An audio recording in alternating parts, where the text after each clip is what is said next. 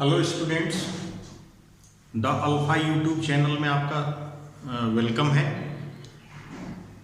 एक बार फिर electricity, last class में हमने आपको इलेक्ट्रिसिटी, इलेक्ट्रिक करंट, चार्ज और पोटेंशियल डिफरेंस के और इलेक्ट्रिक सर्किट के बारे में पढ़ाया था। अब इस क्लास में आपको मैं पोटेंशियल डिफरेंस और ओम्स लॉ के बारे में बताऊंगा। इससे पहले हमने एक क्वेश्चन दिया था आपको, होमवर्क क्वेश्चन था वो, और वो क्वेश्चंस ये था कि how many electrons are present in 1 coulomb charge. तो आप यहां पर देखोगे कि charge present on 1 electron, charge present on 1 electron equal to 1.6 multiply 10 की power minus 19 coulomb charge. Therefore number of electrons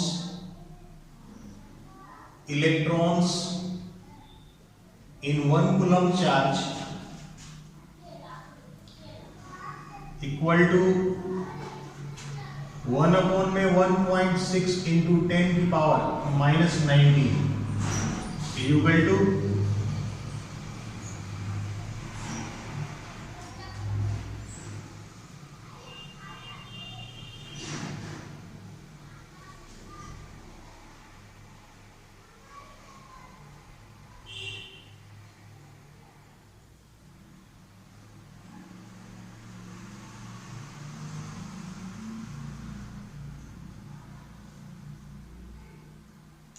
यहां पर हमने ये 19 को ऊपर ले जाकर के प्लस लिख दिया और यहां से डेसिमल हटाकर ऊपर 0 लिख दिया। ये 5/8 हो जाएगा, मल्टीप्लाई 10 और मल्टीप्लाई 10 की पावर 18। इसको मल्टीप्लाई कर दूंगा, 2 4 जा और 2 5 जा, 25/4 इंटू 10 की पावर 18 इलेक्ट्रॉन्स। इसको डिवाइड करने पर आएगा 6.25 इंटू 10 की पावर 18 इलेक्ट्रॉन्स। काफी इंटरेस्टिंग है क्वेश्चन स्टूडेंट। इसमें ये बताया गया कि 1 कूलम चार्ज में कितने इलेक्ट्रॉन्स प्रेजेंट होते हैं। तो आपने देखा कि 1 कूलम चार्ज में 6.25 इंटू 10 की पावर 18 इलेक्ट्रॉन्स प्रेजेंट होते हैं। अब आपको मैं इलेक्ट्रिक पोटेंशियल बताऊंगा।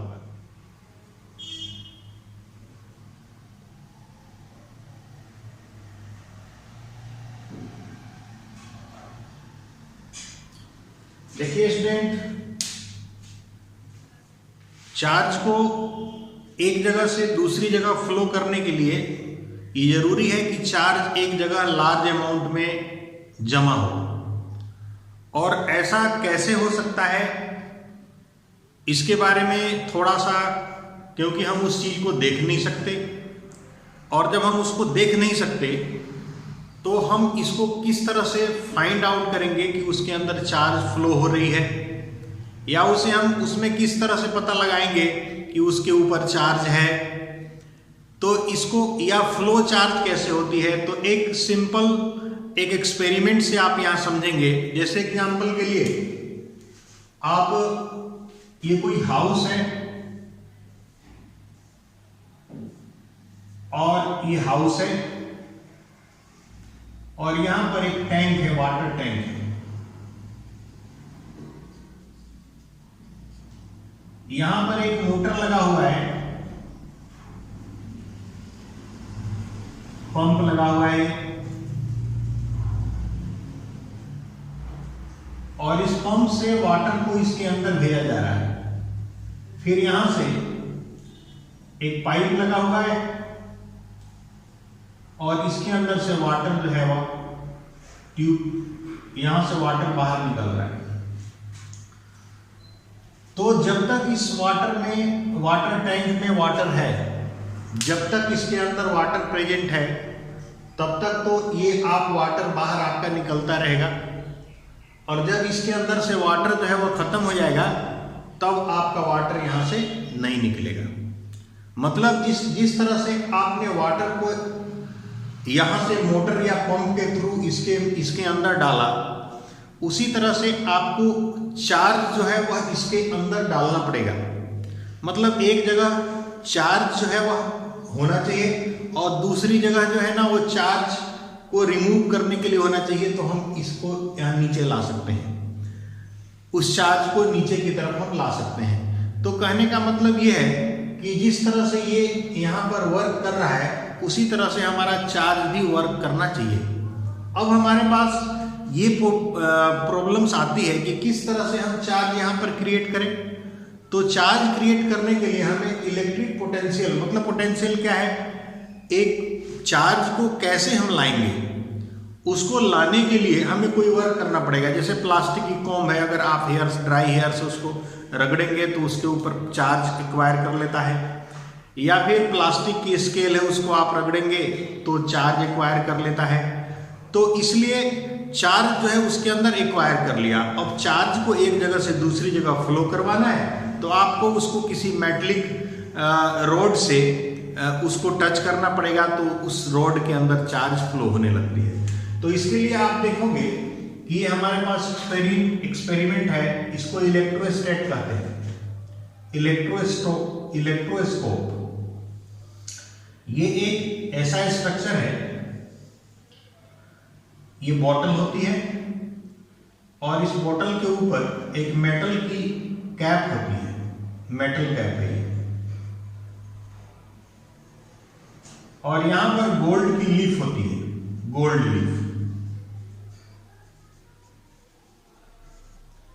जब किसी चार्ज ऑब्जेक्ट को, जैसे आपने ग्लास रॉड को चार्ज करके और इसको आपने टच किया, ग्लास रॉड, तो जब ग्लास रॉड को इसको टच करोगे तो जब यहां पर आएगा तो दोनों ये लीफ पहले कोलैप्स रहती है और जैसे ही इसको हम टच करते हैं ये वायर जो है कॉपर का बना हुआ होता है और ये गोल्ड की लीफ लगी हुई होती है। तो ये दोनों लीफ जो है वह एक दूसरे से फार अवे हो जाती है, दूर हो जाती है। तो what is the reason for this, कि the golden leaf become far away from each other? What is the reason for this? This is due to when glass rod which acquired the positive charge due to rubbing it with the cell, it touch on the cap of metallic cap of the electroscope, then the charge start flowing through the wire and come to this point. Because both the leaves acquire the same charges and same charges repel each other, so the leaf due to repulsion become away from each other. तो इस तरह से आपने देखा कि किस तरह से चार्ज जो है वो फ्लो करती है।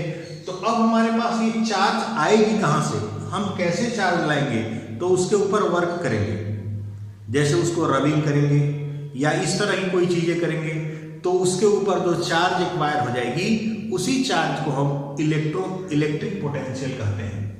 जो चार्ज एक्वायर हो गई उसके ऊपर आ गई उस चार्ज को इलेक्ट्रिक पोटेंशियल कहेंगे। आप अब कहोगे कि ये चार्ज जो है इस तरफ क्यों नहीं जा रही या फिर इसके अंदर फ्लो क्यों नहीं कर रही, बड़ी सी रॉड लेते हैं तो इसके पीछे ये रीजन ये है क्योंकि ये ग्लास जो है ना इंसुलेटर होता है और इंसुलेटर होने की वजह से इसके अंदर चार्ज फ्लो नहीं करती।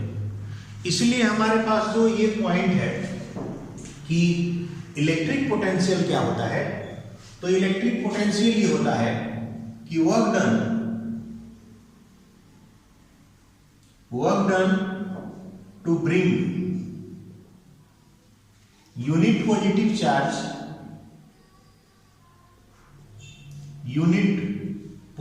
Charge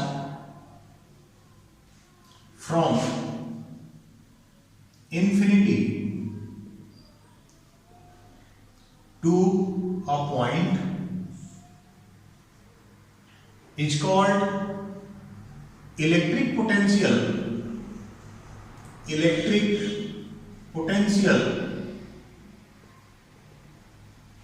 of that point। अर्थात उस पॉइंट का इलेक्ट्रिक पोटेंशियल जो है वो पॉइंट होता है, इतना वर्क डन होता है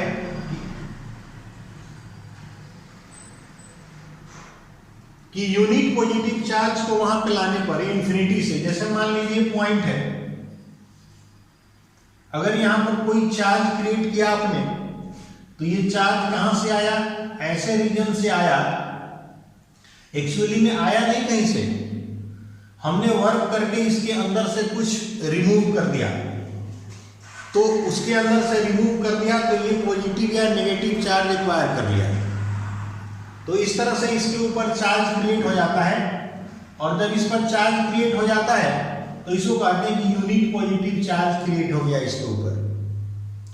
अब यूनिट पॉजिटिव चार्ज क्रिएट होने के बाद अब हमारे पास क्वेश्चन आता है कि हम किस तरह से इस यूनिट पॉजिटिव चार्ज को, ये जो यूनिट पॉजिटिव चार्ज है वो हम उसको किस तरह से इलेक्ट्रिक पोटेंशियल को हम किस तरह से डिफाइन करेंगे। तो ये है इलेक्ट्रिक पोटेंशियल कि work done to bring unit positive charge from infinity to that point.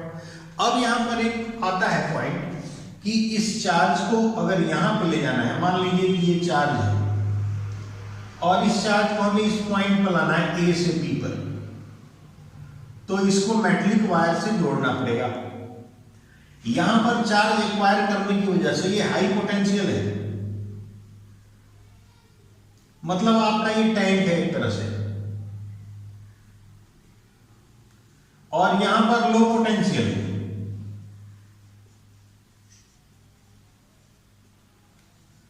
अब इस चार्ज को यहां से यहां तक लाने में जो वर्क डन होगा उसको हम पोटेंशियल डिफरेंस कहते हैं। तो एक नया टर्म्स आएगा आपके पास, पोटेंशियल डिफरेंस।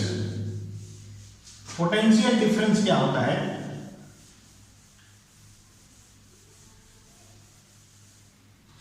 पोटेंशियल डिफरेंस का है डेफिनेशन, पोटेंशियल डिफरेंस इसमें लिखते हैं work done to bring unit positive charge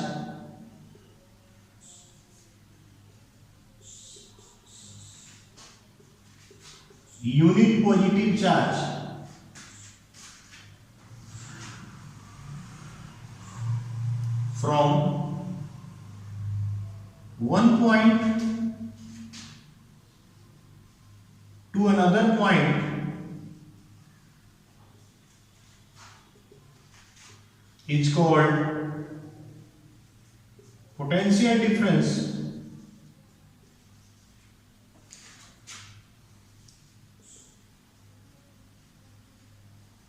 between two points। मतलब किसी भी दो पॉइंट के बीच का जो पोटेंशियल डिफरेंस है उसको हम इस तरह से डिवाइड करते हैं, पोटेंशियल डिफरेंस। मतलब यहाँ पर जीरो पोटेंशियल है, यहाँ पर कुछ पोटेंशियल है, तो इन दोनों के बीच का जो डिफरेंस होगा वो इस चार्ज को यहाँ से मूव करने के लिए कितना वर्क डन करना पड़ेगा। एक्चुअली में वो उतना ही होगा जितना इसको पॉजिटिव चार्ज क्रिएट करने में लगा, तो उतना ही वर्क डन यहाँ पर क्रिएट होगा, और इस चार्ज को यहाँ से मूव करने पर उतना ही वर्क डन होगा। तो इसलिए ये जो यूनिट पॉजिटिव चार्ज क्रिएट करने के लिए जो वर्क डन किया गया वो इक्विवेलेंट होगा यहाँ से यहाँ तक चार्ज मूव करने के लिए। ये चार्ज मूव कैसे करेगा? ये इसी तरह से मूव करेगा जैसे टैंक का वाटर, जब हम यहाँ पर टैप को ओपन करते हैं तो ये टैप का वाटर जो है वो सीधे नीचे की तरफ आने लगता है, मतलब यहाँ पर हाई पोटेंशियल है और नीचे लो पोटेंशियल है। इसी तरह से ये मूव करने लगता है। अब यहाँ पर इसका SI यूनिट है, SI unit of potential difference PD लिख रहा हूं, इज वोल्ट, और इसको कैपिटल V से डिनोट करते हैं, कैपिटल V से डिनोट करते हैं। अगर इसको मैथमेटिकल एक्सप्रेशन लिखना है आपको, मैथमेटिकल एक्सप्रेशन, तो इसमें हो जाता है V equal to V is equal to potential difference is equal to W upon Q।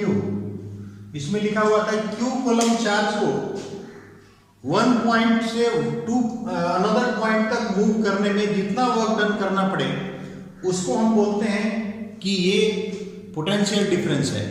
तो यहां पर अगर मान लीजिए कि यहां से यहां तक मूव करने के लिए W कूलम चार्ज लगा, W जूल चार्ज लगा, यहां से यहां तक मूव करने के लिए W जूल वर्क डन हुआ, और Q कूलम चार्ज यहां से यहां तक पास हुआ, तो इसके बीच का जो पोटेंशियल डिफरेंस V होगा वो W अपॉन Q होगा। अगर इसका मतलब कि अगर मान लीजिए कि इसका SI यूनिट लिखें तो इसका जूल होता है और इसका कूलम होता है, मतलब जूल अपॉन में कूलम, तो इसको लिख सकते हैं जूल पर कूलम, और इसी को वोल्ट कहा जाता है। जूल पर कूलम को ही वोल्ट कहा जाता है, C, और जूल पर कूलम को वोल्ट कहा जाता है। तो ये पोटेंशियल डिफरेंस हो गया। अब यहां पर एक और डेफिनेशन आता है कि 1 वोल्ट क्या, when 1 joule work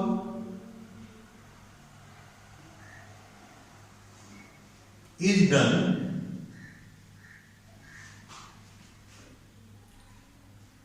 to pass 1 coulomb charge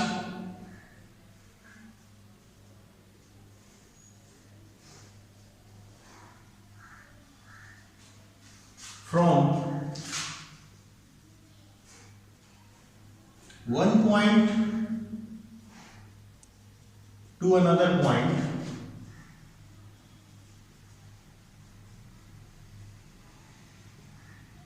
one point to another point is called, then potential difference between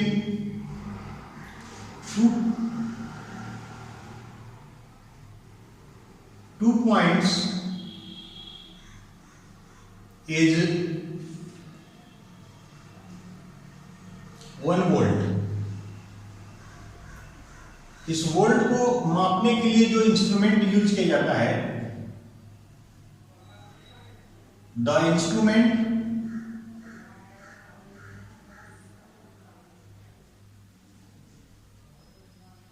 used to measure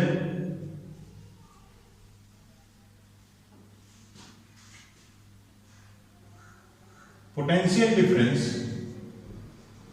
is called voltmeter। क्या नाम है स्टूडेंट? इसका नाम है वोल्टमीटर। इंस्ट्रूमेंट जिससे मेजर किया जाता है पोटेंशियल डिफरेंस, उसका नाम है वोल्टमीटर, और ये पैरेलल में कनेक्ट किया जाता है। इट इज कनेक्टेड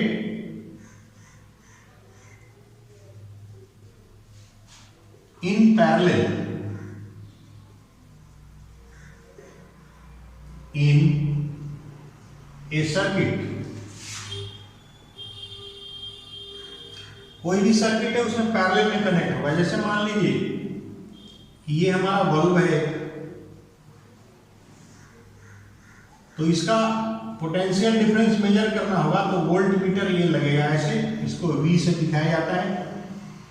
ये हो गया आपकी सेल, ये प्लग की पॉजिटिव डायरेक्शन ये इससे दिखाया जाएगा, इलेक्ट्रिक करंट की डायरेक्शन। तो ये पैरेलल में कनेक्ट करते हैं इस तरह से। तो इस तरह से हमारे पास जो ये फॉर्मूला है student, V equal to W upon Q, इसको और भी लिख सकते हैं, और Q इक्वल टू, इसका यूज करके कुछ क्वेश्चंस भी मतलब कि सॉल्व करते हैं हम।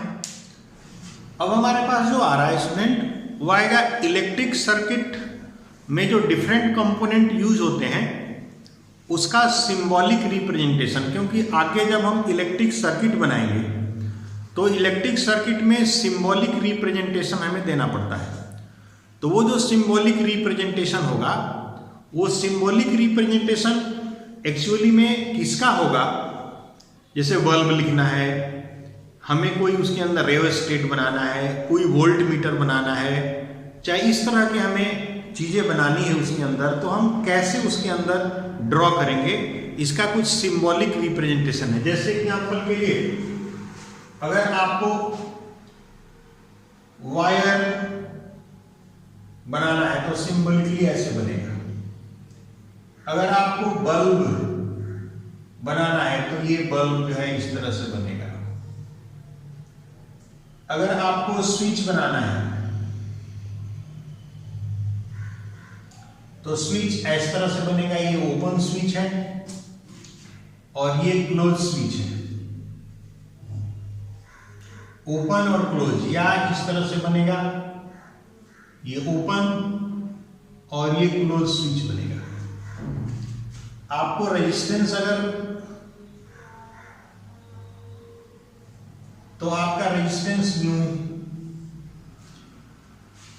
अगर आपको रेओस्टेट बनाना है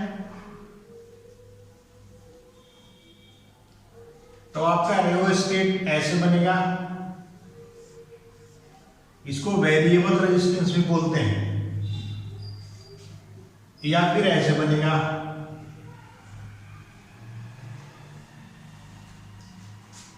इसके बाद अगर आपको वोल्ट मीटर बनाना है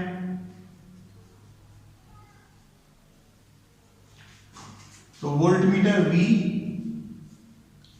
और एरो साइन। अगर एमीटर बनाना है तो इस तरह से।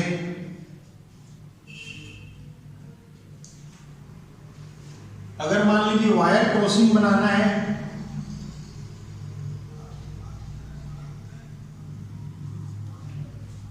तो इस तरह से। अगर वायर ज्वाइंट बनाना है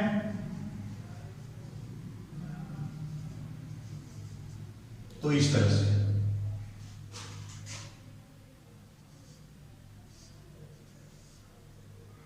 वायर ज्वाइंट और भी, तो ये मतलब कि छोटी छोटी चीजें हैं। अगर आपको सेल बनाना है, सेल,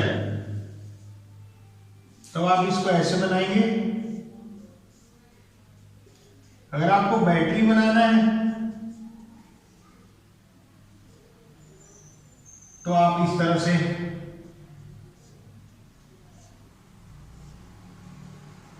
ऐसे। तो इस तरह से आपने देखा कि किस तरह से हम सेल, बैटरी, ये सब चीजें बना सकते हैं। इसका यूज इलेक्ट्रिक सर्किट ड्रॉ करने के लिए होता है स्टूडेंट। तो यहां पर हम देखेंगे कि हम किस तरह से इलेक्ट्रिक सर्किट ड्रॉ करेंगे। इलेक्ट्रिक सर्किट ड्रॉ करने के लिए जैसे मान लीजिए कि हमें एक इलेक्ट्रिक सर्किट ड्रॉ करना है जिसके अंदर एक इलेक्ट्रिक सर्किट नॉर्मली ड्रॉ कर रहा हूं। इलेक्ट्रिक सर्किट,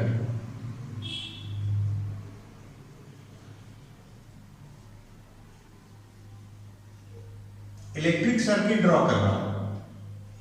ये वायर हो गया, इसके अंदर रेजिस्टेंस लग गया, इसके पैरेलल में वोल्ट मीटर लगेगा, एमीटर सीरीज में लगता है।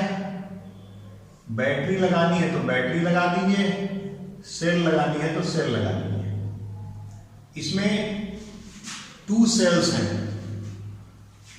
और यहां पर स्विच लगा दूंगा मैं, क्लोज स्विच है इस तरह से। और एरो का साइन प्लस से माइनस की तरफ, प्लस से माइनस की तरफ, यहां पर प्लस, ये माइनस। इस तरह से हम किसी भी इलेक्ट्रिक सर्किट को कंस्टिट्यूट करते हैं। तो रेओस्टेट लगाना होगा तो इसमें रेओस्टेट कहीं लग जाएगा। अगर इसके अंदर और भी इंस्ट्रूमेंट वायर क्रॉसिंग दिखाना होगा तो वायर क्रॉसिंग दिखा देंगे। इस तरह से हम इसको आप इलेक्ट्रिक सर्किट ड्रॉ कर सकते हो। अब हमारे पास एक बहुत ही इंपॉर्टेंट टॉपिक की तरफ बढ़ रहा हूं जिसको हम ओम्स लॉ का। तो ओम्स लॉ के लिए हम सबसे पहले एक इलेक्ट्रिक सर्किट बनाएंगे। उन्होंने एक एक्सपेरिमेंट किया और उस एक्सपेरिमेंट के बेसिस पर कुछ रिजल्ट निकाला और वो जो रिजल्ट था ओम्स लॉ। Ohm's law. आप देखो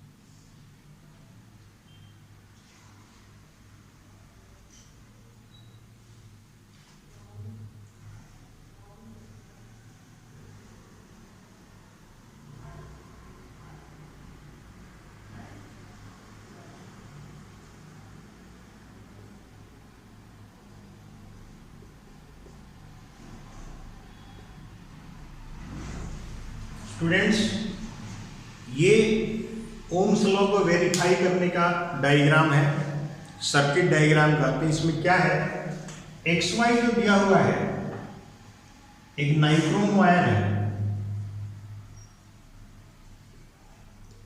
नाइक्रोम वायर वही वायर है जो हमारे घर में हीटर में लगा हुआ होता है, हीटिंग एलिमेंट के रूप में। और ये वोल्ट मीटर है, इसमें मतलब रेजिस्टेंस होती है।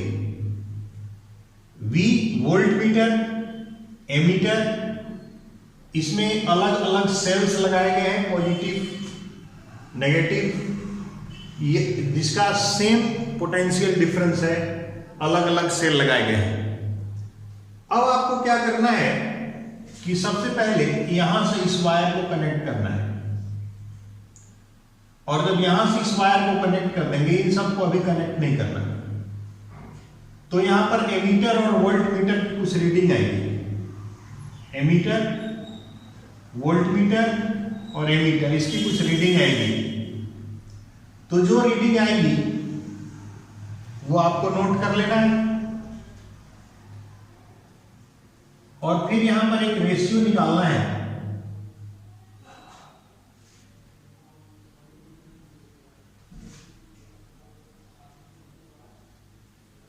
और वो रेशियो आपको निकालना है V और A का। तो यहां पर रेशियो आपका आएगा A/B। फिर आप दूसरे कंडीशन में इस वायर को हटा दो और फिर यहां से इसको कनेक्ट कर दो। तो इसके अंदर 2 सेल्स कनेक्ट हो जाएंगे, तो यहां पोटेंशियल डिफरेंस बढ़ेगा, तो इसके अंदर करंट भी बढ़ेगा। मान लीजिए C और D, तो आप यहां पर C/D निकालिए। फिर इसके बाद थर्ड रीडिंग लीजिए आप। थर्ड रीडिंग में ये वाला मिटा देंगे। फिर इसके बाद हमारे पास मान लीजिए E और F रीडिंग आया दोनों का, हम यहां पर E/F लगा देंगे। फिर इसके बाद फोर्थ रीडिंग लेंगे, इसको मिटा देंगे। मान लीजिए G और H रीडिंग आया, यहां G/H। आप देखोगे कि ये जो रीडिंग आई है हमारी, ये जो रेशियो आया है ईच केस में A/B, C/D, E/F, G/H, ये कांस्टेंट आएगा, सब इक्वल आएगा और वो कांस्टेंट आएगा। इट मीन्स इसके अंदर अगर हम पोटेंशियल डिफरेंस इंक्रीज करें, मतलब यहां पर हमारा पहले V वोल्ट था, अब हमने 2V वोल्ट कर दिया, पोटेंशियल डिफरेंस इंक्रीज कर दिया, तो इसमें करंट भी इंक्रीज हो रही है। इसी की वजह से रेशियो सेम आ रहा। अदरवाइज अगर मान लीजिए ये इंक्रीज हो जाता और ये वाला इंक्रीज नहीं होता, तो इन दोनों का रेशियो सेम नहीं आता। तो रेशियो सेम आने का मेन रीजन यही है कि करंट अगर हम पोटेंशियल डिफरेंस अगर इंक्रीज करते हैं, ये जो कंडक्टर है इसके अक्रॉस का पोटेंशियल डिफरेंस अगर हम इंक्रीज करते हैं तो इसके अंदर पास होने वाली करंट, इसमें जो करंट पास हो रही है अल्टीमेटली इंक्रीज हो जाती है, अल्टीमेटली इंक्रीज हो जाती है। ये पता सबसे पहले ओम्स ने लगाया, इसीलिए उन्होंने एक इसके बेसिस पर एक स्टेटमेंट दिया जिसको, और एक मैथमेटिकल एक्सप्रेशन दिया जिसको ओम्स लॉ कहते हैं। तो आप यहाँ पर ओम्स लॉ लिखिएगा, ये जरूरी है, ये एक्सपेरिमेंट करते समय ये जरूरी है कि आप बहुत ज़्यादा देर तक स्विच ऑन करके नहीं रखेंगे, अदरवाइज नाइक्रोम का वायर गर्म हो जाएगा, और जब ये हॉट हो जाता है तो हॉट होने के बाद जो इसका बीच का पोटेंशियल डिफरेंस है वो पोटेंशियल डिफरेंस फिर चेंज हो जाती है, उसके अंदर ये जो दोनों जो है वह चेंज हो जाएगा। इसीलिए यहाँ पर ये जरूरी है कि इसके बीच का पोटेंशियल डिफरेंस को सेम रखना है। अब यहाँ पर ओम्स लॉ कहता क्या है, क्या स्टेटमेंट है ओम्स लॉ का, तो इसके बेसिस पर उन्होंने एक स्टेटमेंट दिया कि at constant temperature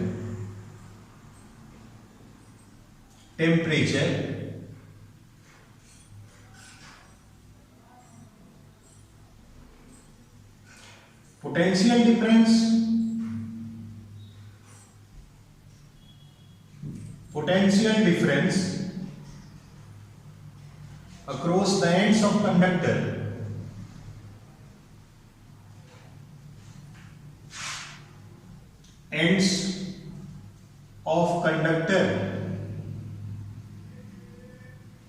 is directly proportional to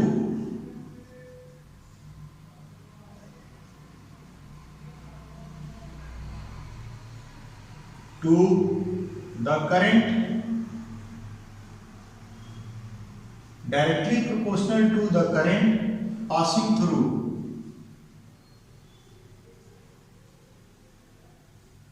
the conductor। मतलब ये करंट, जैसे एग्जाम्पल अगर मैथमेटिकल एक्सप्रेशन लिख सकते हैं आप, इसका मैथमेटिकल एक्सप्रेशन, तो मैथमेटिकल एक्सप्रेशन में आपका आ जाएगा कि let potential difference across the ends of conductor be V and current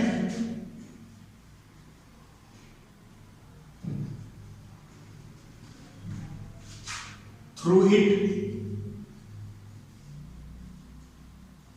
be I, then by Ohm's law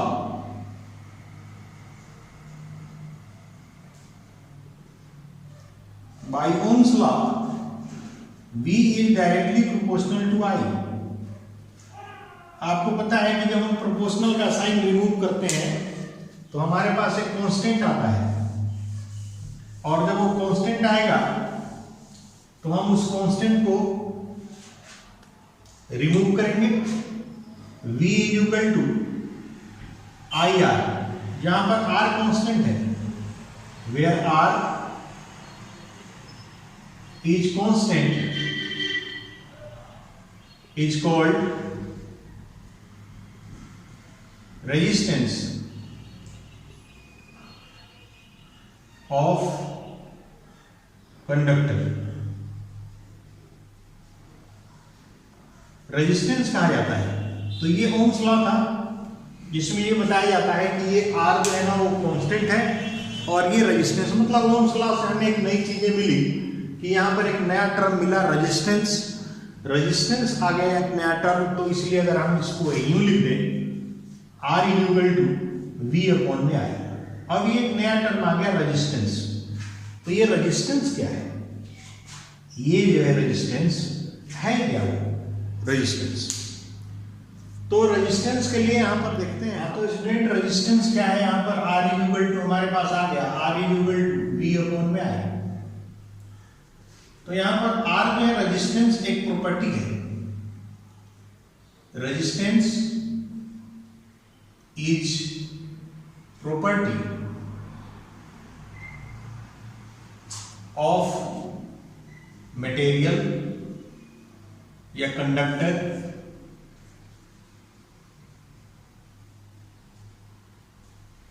due to this property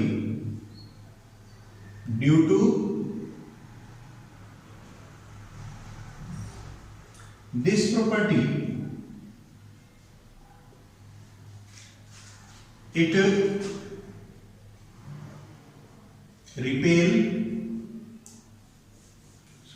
resists the flow of charge through them। मतलब अपने से होकर के जो चार्ज इसमें पास होता है, अभी आपको बताया था कि इलेक्ट्रिसिटी क्या है, कि चार्ज पास होने को कहते हैं इलेक्ट्रिसिटी। तो किसी भी अगर कंडक्टर में चार्ज पास हो रहा है तो उस चार्ज को पास होने नहीं देता, तो चार्ज को जब पास होने नहीं देता तो उसी को हम रेजिस्टेंस कहते हैं। और इस रेजिस्टेंस का कारण क्या हो सकता है, क्या कारण है इसके रेजिस्टेंस का, तो इसके लिए एटॉमिक स्ट्रक्चर के बारे में हमें पढ़ना पड़ेगा। हमने 9th क्लास में पढ़ा था कि बोहर्स के अकॉर्डिंग जो एटम्स के अंदर प्रोटॉन्स और न्यूट्रॉन्स प्रेजेंट होते हैं, प्रोटॉन्स पर पॉजिटिव चार्ज होता है, इसलिए एटम्स का जो न्यूक्लियस है उस पर पॉजिटिव चार्ज होता है, और जो इलेक्ट्रॉन्स हैं वो इलेक्ट्रॉन्स जो है सर्कुलर ऑर्बिट में रिवॉल्व करते हैं, ये इलेक्ट्रॉन्स रिवॉल्व करते हैं। अब एक्चुअली में इलेक्ट्रिसिटी को कहा जाता है कि फ्लो ऑफ इलेक्ट्रॉन्स, डेफिनेशन में शुरू में बताया गया था कि flow of electron is called electricity या करंट इलेक्ट्रिसिटी, इलेक्ट्रिक करंट। तो ये इलेक्ट्रॉन जो है वह फ्री है नहीं है, ये इलेक्ट्रॉन फ्री नहीं है क्योंकि इनके ऊपर फोर्स लगता है और इस फोर्स की वजह से वो बंधे हुए हैं।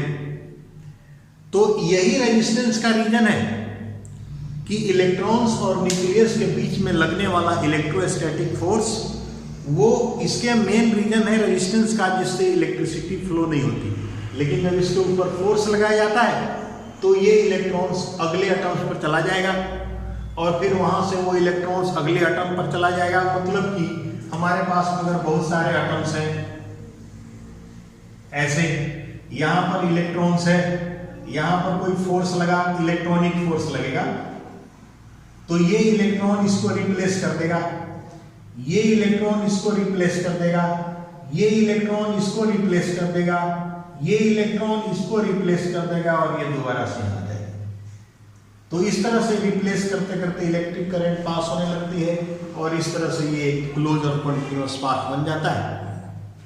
अब ये इलेक्ट्रॉन्स को दोबारा से एक ऐसा यहाँ पर एक्सेलरेटर लगाया जाएगा जो इलेक्ट्रॉन को एनर्जी देगा और वो इलेक्ट्रॉन को आगे मूव करवाने में हेल्प करेगा। तो यहाँ पर इसीलिए रेजिस्टेंस का कारण क्या है कि रेजिस्टेंस का मेन कारण यही है कि इनके बीच में लगने वाला force, causes of resistance, causes of resistance.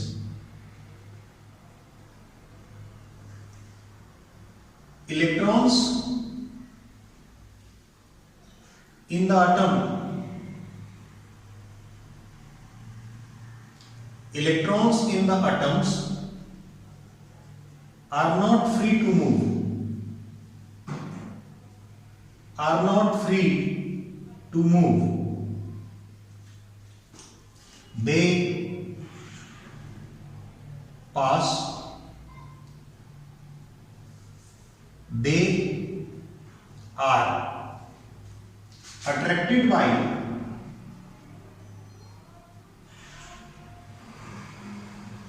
nucleus. This force is the main cause of resistance. अगर रेजिस्टेंस का मेन कारण कहा जाए तो यही है, इनके बीच में लगने वाला फोर्स, क्योंकि इलेक्ट्रॉन्स जो है वो फ्री नहीं है न्यूक्लियस इलेक्ट्रॉन्स जो है वो फ्री नहीं है मूव करने के लिए, तो ये रीजन है इलेक्ट्रिसिटी मेन कॉज। अब अगर मान लीजिए हमें 1 इसका एसआई यूनिट जो रेजिस्टेंस का SI unit of resistance is ohm, और इसे ग्रीक लेटर ओमेगा द्वारा रिप्रेजेंट किया जाता है। It is represented by Greek letter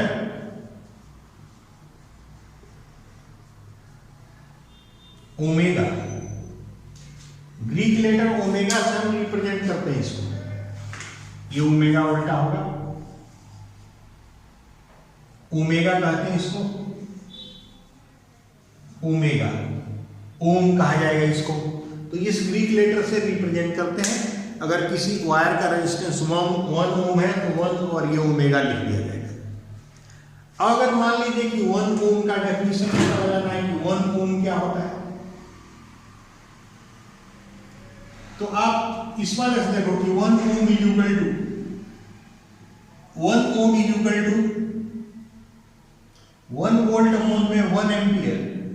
मतलब किसी वायर से अगर 1 एम्पियर की करंट पास हो रही है और उसके एंड का पोटेंशियल डिफरेंस 1 वोल्ट है, तो उसका रेजिस्टेंस 1 ओम होगा। If 1 ampere current is passed through a conductor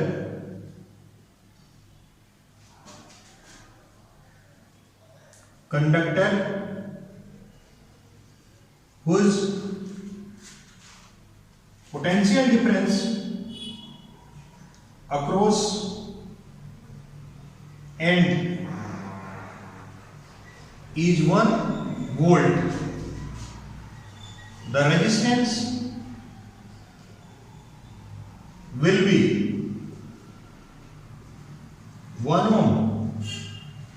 तो इस तरह से हम 1 ohm को डिफाइन, पर आप देख रहे हैं कि रेजिस्टेंस जो है वो डायरेक्टली प्रोपोर्शनल टू V है और resistance inversely proportional to 1/I है। अगर इसमें I कांस्टेंट है, I कांस्टेंट, और इसमें V कांस्टेंट है,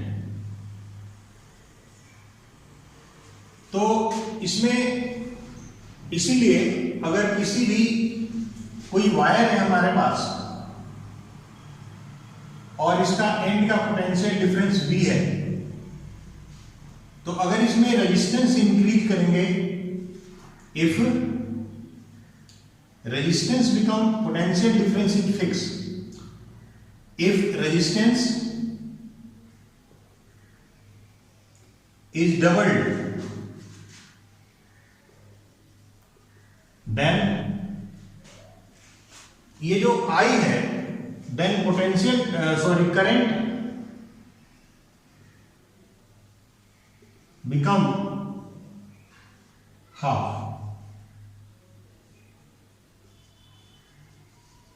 इसमें साफ साफ लिखा है यूनिवर्सली प्रोपोर्शनल है।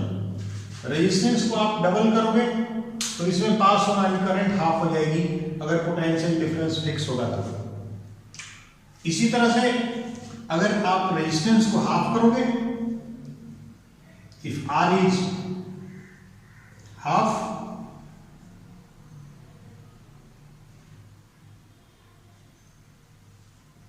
then potential, then current will be doubled. तो इस तरह से हम किसी भी रेजिस्टेंस का पोटेंशियल डिफरेंशिएशन फिक्स होना चाहिए उसमें कर सकते हैं। अब यहां पर एक नया हमें चीज पढ़ना है जिसको हम रेओस्टेट कहते हैं। रेओस्टेट, अभी आपने देखा था कि यहां पर हमारे पास एक होता है ये फिक्स रेजिस्टेंस, मतलब कोई वायर है उसका रेजिस्टेंस फिक्स होगा।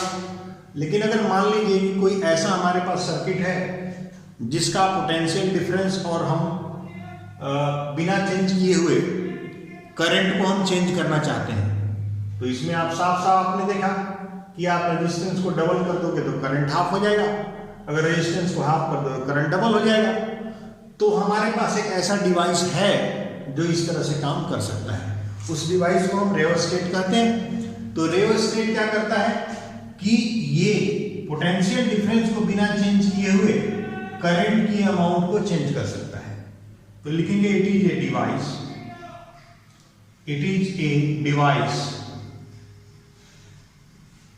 which alter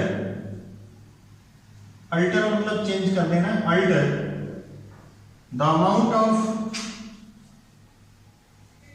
magnitude बोलते हैं, magnitude of current without changing potential difference।